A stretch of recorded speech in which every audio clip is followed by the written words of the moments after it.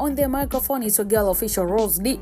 Ndivyo wanavyoniita hivyo kinyamwezi sana. Tunahabarika na zile nyingi za kihabari ambazo zimeweza kujiri na kumeke headline, si ndio? Habari za michezo, siasa, burudani, udaku unajipatia hapa. Make sure una subscribe na kuwa mtu wa kwanza kupata taarifa mbalimbali. Siri nzito ya fichuka kuhusu misaada aliyotoa mbunge Baba Levo Kigoma mjini. Wadau wamtupia lawama. Karibu sana tuangazia undani wa taarifa hii katika masuala ya siasa. Ni mjadala mkali ambao unazuka nchini kuhusu dhima halisi ya mbunge katika mfumo wa demokrasia ya uwakilishi. Kufuatia hatua ya mbunge wa Kigoma mjini Mheshimiwa Clayton Revocatus Chipando maarufu kama Baba Levo kulaumiwa kwa kuegemea zaidi katika utoaji wa misaada ya kijamii badala ya kutekeleza majukumu yake ya kikatiba. Mjadala huu ulioshika kasi katika mitandao ya kijamii hivi sasa umechochewa na andiko la mchambuzi wa masuala ya kijamii ambako Baba Levo mwenyewe alinukuu kupitia ukurasa wake wa Instagram likichambua kile alichoitwa ubunge wa misaada kama kero inayodhoofisha mifumo ya uwajibikaji. Majukumu ya kikatiba dhidi ya ufadhili. Hoja kuu inayoibuliwa katika mjadala huo ni kuwa mbunge ni mwakilishi wa wananchi mwenye jukumu la kikatiba la kutunga sheria, kuisimamia serikali na kuwasilisha kero za wananchi bungeni. Wachambuzi wanahoji kuwa hatua ya bunge kujigeuza kuwa mfadhili dona ni ishara ya kutoelewa nafasi yake halali kikatiba ama vipi?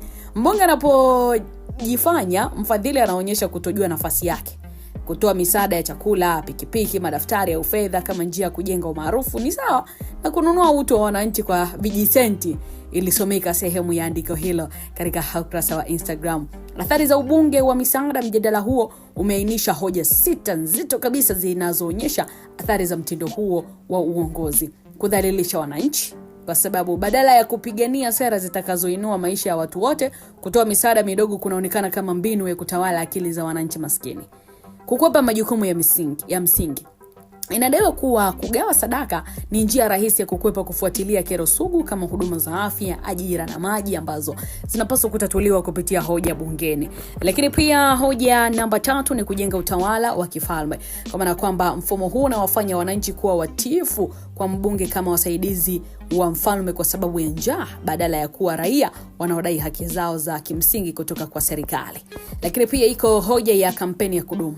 Mbunge anashutumiwa kutumia misaada hiyo kama mbinu ya kujihakikishia kuchaguliwa tena, kwa maana ya political mileage badala ya huruma ya kweli.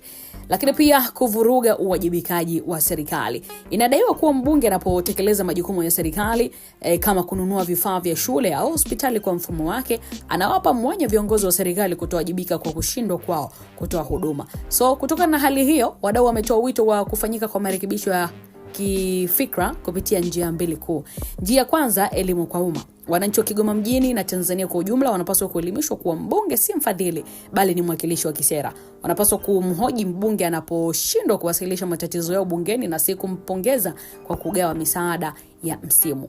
Nafasi ya vyombo vya habari. Vyombo vya habari na asasi za kiraia vimeaswa pia kuibua mijadala inayofichua madhara ya ubunge wa misaada na kuhimiza siasa za mabadiliko ya kisheria pamoja na kimfumo.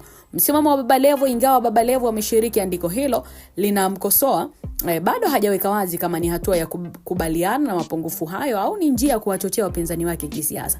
Lakini pia kitendo cha mbunge kuweka hadharani ukosoaji mzito dhidi yake kimeonekana na wengi kama ujasiri wa kisiasa ambao unalenga kuibua mjadala wa kina kuhusu maendeleo ya jimbo la Kigoma mjini.